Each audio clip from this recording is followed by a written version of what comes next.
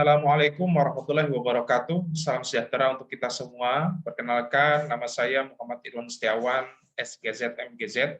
Saya selaku dosen aktif di program studi S1 Kesehatan Masyarakat di Fakultas Kedokteran Universitas Lambung Mangkurat. Pada kesempatan kali ini, saya akan memberikan pernyataan diri tentang kontribusi dosen yang bersangkutan dalam pelaksanaan dan pengembangan Tridharma perguruan tinggi, khususnya di bidang pengajaran, untuk memenuhi syarat sertifikasi dosen SMART tahun 2022. Sebagai dosen aktif yang berada di bawah naungan program studi kesehatan masyarakat, saya diamanahkan untuk mengampu mata kuliah gizi 1000 hari pertama kehidupan. Untuk nantinya, terkait mata kuliah ini akan saya sampaikan menurut konsep DIA, di mana untuk unsur D, yaitu delivery, nanti akan saya sampaikan deskripsi mata kuliah, kemampuan yang diharapkan, materi pembelajaran, sistem pelajaran, atau mode perkuliahan. Kemudian untuk interaction, di mana nanti akan saya sampaikan bagaimana metode interaksi antara saya selaku dosen dan mahasiswa. Kemudian assessment, bagaimana saya melakukan penilaian pembelajaran mata kuliah, khususnya di mata kuliah gizi 1000 hari pertama kehidupan. Pada mata kuliah gizi 1000 hari pertama kehidupan, ini memiliki kode mata kuliah IKMW 2110, di mana untuk jumlah SKS-nya sebanyak 2 SKS, dan diajarkan pada semester ganjil, khususnya di semester 3. Untuk koordinator mata kuliah ada saya, Muhammad Irwan Setiawan, SGZ MGZ, dengan tim pengajar ada 4 dosen, kemudian disampaikan di jadwal Rabu pukul 10 WITA di ruang Haji Adenan RKB 4 PSKM FKULM dengan pelaksanaan secara offline atau menggunakan Zoom virtual meeting jika pelaksanaan secara online. Untuk deskripsi mata kuliah bahwa gizi 1000 hari pertama kehidupan ini merupakan mata kuliah yang mengajarkan atau memberikan pengetahuan skill tentang bagaimana pemenuhan zat gizi yang diperlukan selama 9 bulan pada ibu hamil atau sebanyak 270 hari dalam kandungan. Serta pada 2 tahun pertama pertumbuhan anak atau selama 730 hari. Nah, ini pentingnya mengapa sebagai ahli kesehatan masyarakat ini mengetahui pemenuhan gizi yang optimal selama dalam kandungan, kemudian usia 1 tahun, usia 2 tahun. Sehingga ditotalkan ini disebut dengan gizi 1000 hari pertama kehidupan. Mata kuliah gizi 1000 hari pertama kehidupan tidak hanya berfokus bagaimana pengoptimalan asupan gizi atau nutrien yang diberikan selama masa daur hidup tersebut, namun bagaimana aspek lain seperti peningkatan kesehatan, kemudian sanitasi, dan lain sebagainya dalam rangka mencapai keberhasilan dalam gizi 1000 hari pertama kehidupan. Nah, untuk learning outcome atau capaian pembelajaran, di sini kita melakukan selama 13 kali pertemuan, di mana ada 11 pertemuan untuk tatap muka kuliah, kemudian 2 pertemuan untuk evaluasi, baik itu evaluasi tengah semester dan evaluasi akhir semester. Adapun capaian pembelajaran mata kuliah, yaitu mahasiswa mampu mengkaji, menganalisis, dan memecahkan permasalahan 1000 hari pertama kehidupan, kemudian pemenuhan gizi pada remaja putri dan ibu hamil, masalah gizi pada remaja putri dan ibu hamil, kemudian anemia pada remaja putri dan ibu hamil, program peningkatan kesehatan ibu hamil, inisiasi menyusui dini, ASI eksklusif, makanan pendamping ASI, pemantauan tumbuh kembang, imunisasi dasar, status gizi balita, isu strategi stunting dan wasting, dan yang terakhir program peningkatan kesehatan balita. Nah, pada hierarkinya, sesuai dengan kemampuan capaian pembelajaran pada mata kuliah, harapannya tahap demi tahap melalui pertemuan mingguan, mahasiswa mampu melalui beberapa sub CPMK yang sudah diuraikan. Sehingga capaian pembelajaran mata kuliah pada saat akhir pertemuan, pada pertemuan ke-13, mahasiswa mampu melaksanakan semua capaian mata kuliah yang sudah ditentukan. Adapun sub CPMK, kita bagikan menjadi 12, di mana yang pertama dari uraian pengantar gizi 1000 hari pertama kehidupan, pemenuhan gizi pada remaja putri dan ibu hamil, masalah gizi pada remaja putri dan ibu hamil, program peningkatan kesehatan ibu hamil, inisiasi menyusui dini ASI eksklusif, kemudian makanan pendamping ASI, pemantauan tumbuh kembang, imunisasi dasar, status gizi balita, isu strategis stunting dan wasting, dan yang terakhir, diharapkan mahasiswa juga mampu menguraikan program peningkatan kesehatan balita. Untuk mencapai keberhasilan pembelajaran, saya juga memberikan 2 pustaka, yaitu pustaka utama dan pustaka pendukung. Untuk pustaka utama, ada 5 yang kita jadikan sebagai baku referensi dalam pembelajaran oleh mahasiswa di mata kuliah Gizi 1000 hari pertama kehidupan, yaitu Priyatna Andri tentang 1000 hari pertama kehidupan, kemudian Sudargo Toto tentang 1000 hari pertama kehidupan, dan Arisman Gizi dalam Daur Hidup, Pat Erna Francis dalam Gizi dalam Kesehatan Reproduksi, kemudian Sulistyo Ningsih Gizi untuk Kesehatan Ibu dan Anak, dan buku-buku lainnya yang relevan untuk menunjang mata kuliah ini. Selain pustaka utama, saya juga menganjurkan kepada mahasiswa untuk memberi pustaka pendukung dari beberapa penelitian kami sesuai dengan roadmap penelitian kami tentang gizi daur hidup, baik pada remaja, balita, maupun ibu hamil. Ada kurang lebih 8 pustaka pendukung yang kita masukkan di dalam RPS atau RPP dalam mata kuliah gizi 1000 hari pertama kehidupan. Dan juga tidak kalah penting, mahasiswa juga diberikan kesempatan untuk mengakses sebanyak mungkin literatur, jurnal, atau electronic book yang terbaru tentunya baik dari standar nasional maupun yang standar internasional. Di dalam interaksi perkuliahan antara dosen dan mahasiswa pada mata kuliah Gizi 1000 hari pertama kehidupan, pada dasarnya saya mengadopsi dari 3 jenis metode. Yang pertama adalah collaborative learning, yang kedua active learning, dan yang ketiga akses media pembelajaran melalui LMS, di mana LMS ini disediakan oleh Universitas Lambung Mangkurat yang bernama Simari. Dan juga tidak kalah penting, mereka juga bisa mengakses melalui platform umum seperti YouTube, Zoho, dan lain sebagainya.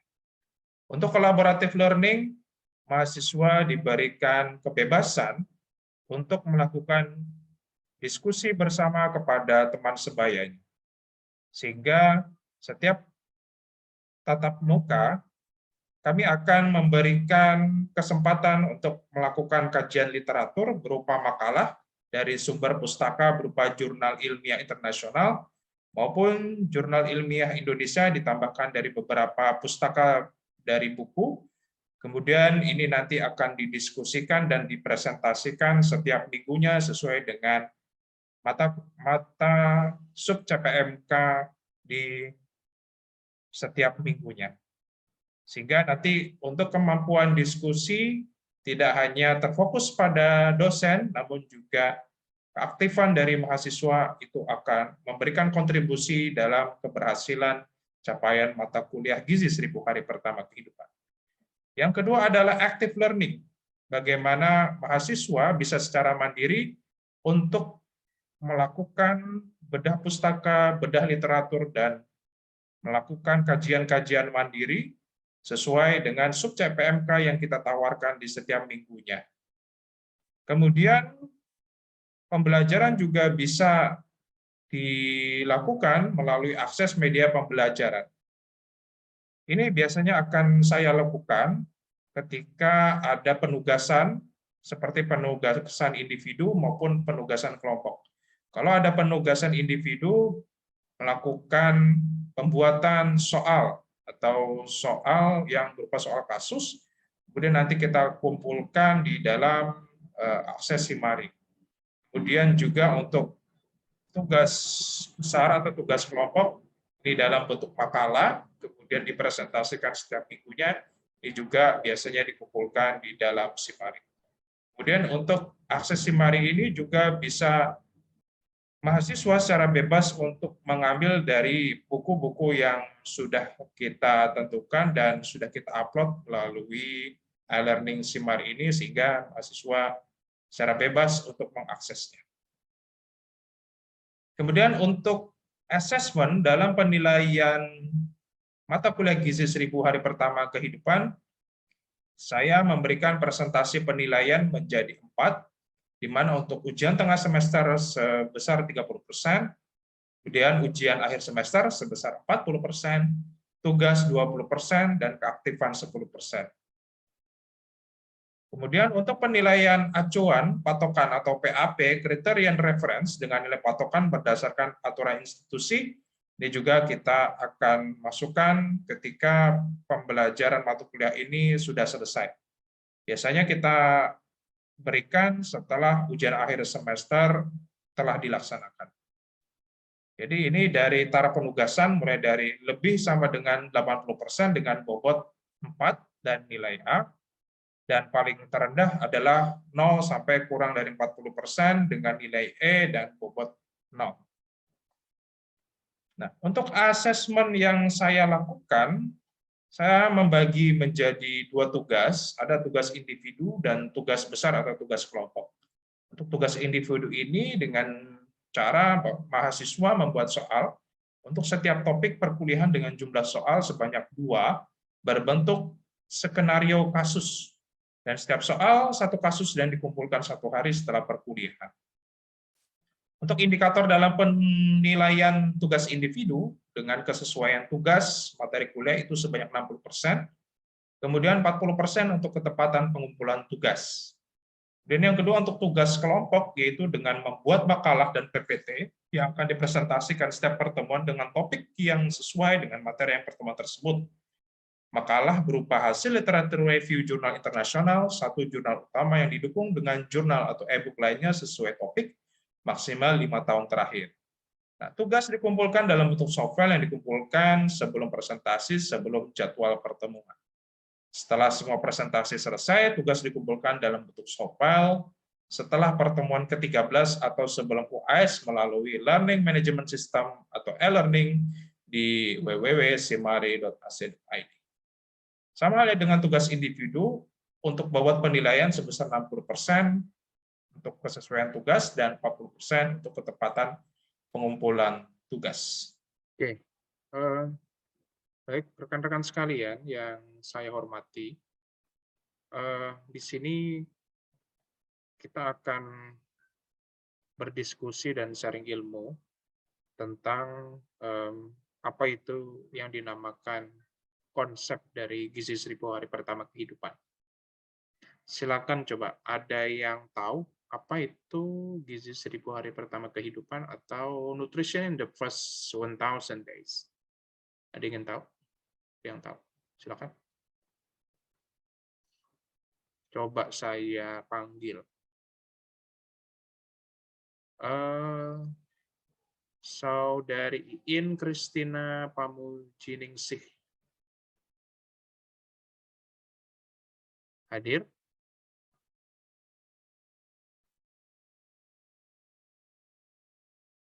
Iin Kristina mana?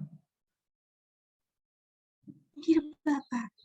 Ya, apa yang kamu ketahui tentang Nutrition the First 1000 Days atau Gizi 1000 hari pertama kehidupan?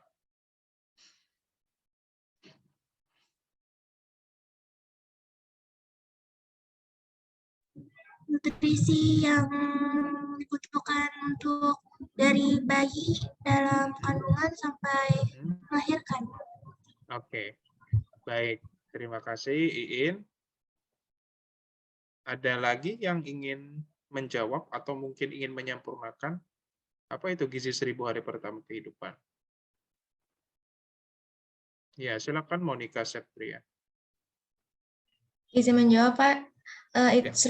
Gizi 1000 hari pertama kehidupan itu adalah gizi yang diberikan selama 5 bulan untuk ibu hamil atau sekitar 270 hari dalam kandungan pada 2 tahun pertama pada anak, yaitu sekitar 370 hari. Oke.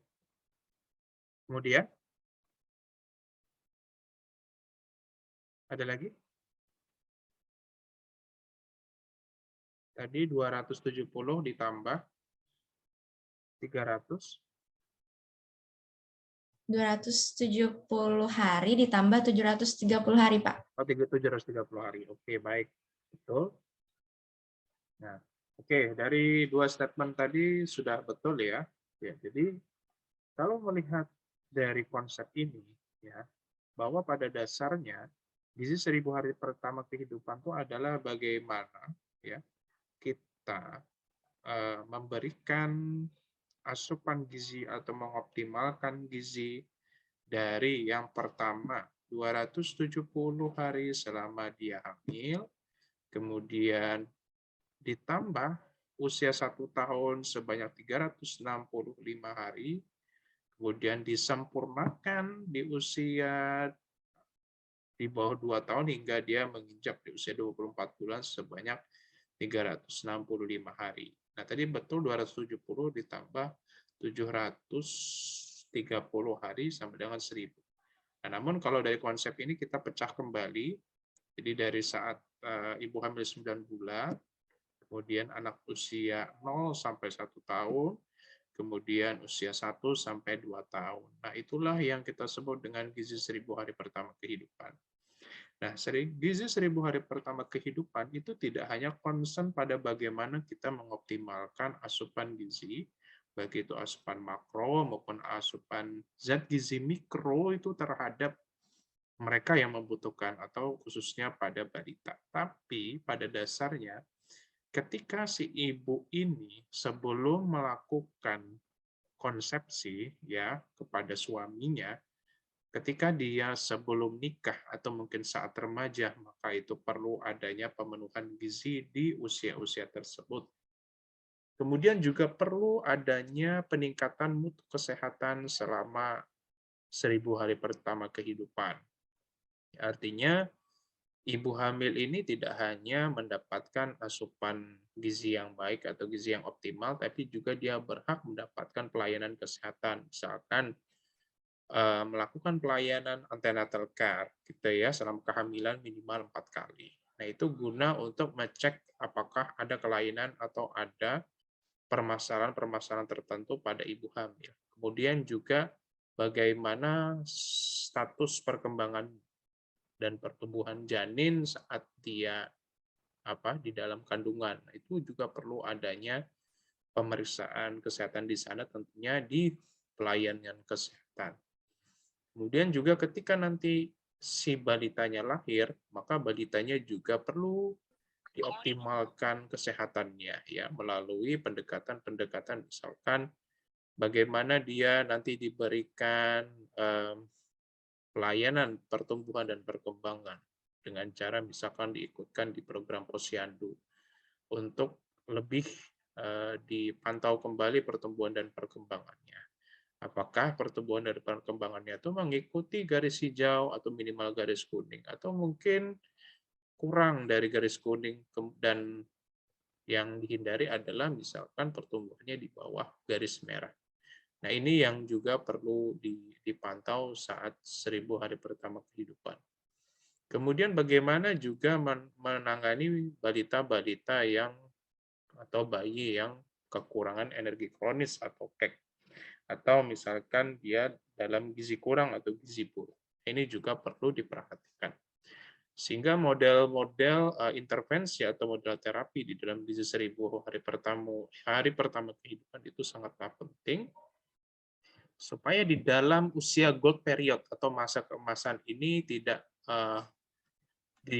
terjadi semacam penyesalan ketika nanti saat si ibunya memiliki anak yang lebih dewasa dan pertumbuhan maupun perkembangannya menjadi terhambat. Nah, inilah perlu adanya perbaikan maupun pengoptimalan di 1000 gizi hari pertama kehidupan. Nah, kemudian juga bagaimana memberikan ASI eksklusif gitu ya, kemudian memberikan MPASI, tentunya MPASI yang dengan paket makanan lengkap, baik itu dari makanan pokok, hewani, nabati, sayuran, buah-buahan, yang terkandung lengkap dari gizi makro maupun zat gizi mikronya. Nah, first 1,000 days, the critical window to ensure that children survive, and thrive. Jadi pada dasarnya kita harus memastikan bahwa seluruh balita yang berada di masa usia ini, 1000 pertama kehidupan ini, harus mendapatkan pemenuhan gizi yang baik, yang optimal.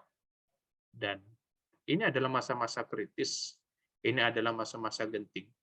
Jika orang tuanya melewatkan atau mungkin enggan perhatian kepada balitanya di usia gizi 1000 hari pertama kehidupan, maka niscaya pertumbuhan dan perkembangan, baik itu dari seluler, molekuler, jaringan, organ, sampai perkembangan otak, itu akan terhambat semua. Artinya kita menggunakan suatu standar, standar pertumbuhan, baik itu standar pertumbuhan WHO maupun Asia Pasifik. Kalau misalkan balita-balita kita tidak bisa catch up growth dengan standarnya tadi, maka ini akan sangat berdampak terhadap capaian kesehatan di suatu negara. Yang kedua adalah unsur pembangunan atau pertumbuhan ekonomi. Artinya negara tidak mampu bersaing kalau misalkan si balitanya ini tidak diberikan pelayanan kesehatan atau kecukupan gizi yang optimal. Bagaimana nanti dia bisa bersaing saat dia masa dewasanya, sementara pertumbuhan dan perkembangan mereka terhambat, dan juga otak-otak mereka juga tidak memenuhi kapasitas dari standar perkembangan otak yang ada. Nah inilah, maka perlu adanya intervensi dan pemenuhan aspek tertentu pada saat gizi 1000 hari pertama kehidupan. Why focus on the first 1,000 days? Kenapa kita harus fokus? Ya tadi, the first is improve nutrition the mother and young children during a critical 1,000 days. Ya, jadi perlu ada peningkatan asupan gizi, status gizi, optimal dalam pemenuhan zat gizi selama 1000 hari pertama kehidupan dari ibunya hamil. Jadi ibunya itu perlu diberikan gizi yang seimbang, apalagi anak janinnya. Karena kita tahu saat ibu hamil maka dia perlu asupan ganda, Artinya satu buat memenuhi zat gizi si ibunya, untuk maintenance kesehatannya. Yang kedua adalah untuk perkembangan dan pertumbuhan si janin. Jadi pada dari itu konsekuensinya harus ada penambahan kalori, penambahan zat gizi mikro dan lain sebagainya. Nah, juga ada nanti suplementasi pada ibu hamil minimal 90 tablet supaya dia tidak kekurangan Fe. Karena pada masa kehamilan Fe akan sangat dibutuhkan dalam pertumbuhan dan perkembangan jaringan maupun organ si janin. Kemudian when better nutrition can have a lifelong impact, a child future can help break the cycle of poverty. Nah, keuntungan ketika fokus pada 1000 hari pertama kehidupan adalah menurunkan angka kemiskinan di suatu daerah maupun di suatu negara. Apa? Karena dengan kita fokus pada 1000 hari pertama kehidupan, maka niscaya kita akan menyiapkan atau menciptakan generasi-generasi emas penerus bangsa, penerus kita semua, untuk dapat bersaing membangun peradaban negara, membangun perekonomian, membangun sosial politik, dan sebagainya. Sehingga dapat dikatakan, negara itu akan berhasil jika dia bisa berhasil dalam penanganan gizi 1000 hari pertama kehidupan di semua balita yang ada di seluruh negara. Nah, ini ada dari pregnancy, breastfeeding, sampai complementary feeding atau makanan pendamping ASI itu juga perlu kita perhatikan. Why? Kenapa?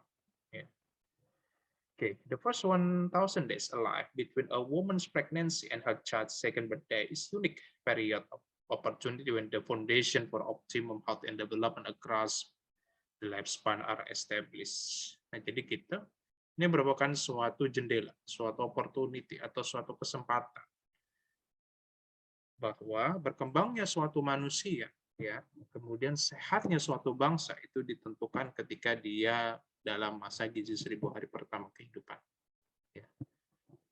Kemudian, the right nutrition can during the 1,000 days window influence not only whether the child will survive.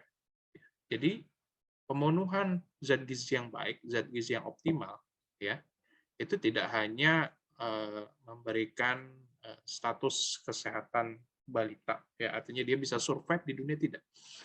Nah, tapi bagaimana dia secara pelan-pelan kita bisa menstimulus ya pertumbuhan dan perkembangannya sehingga nanti kedepannya adalah angka-angka kemiskinan juga akan kita turunkan. Gitu.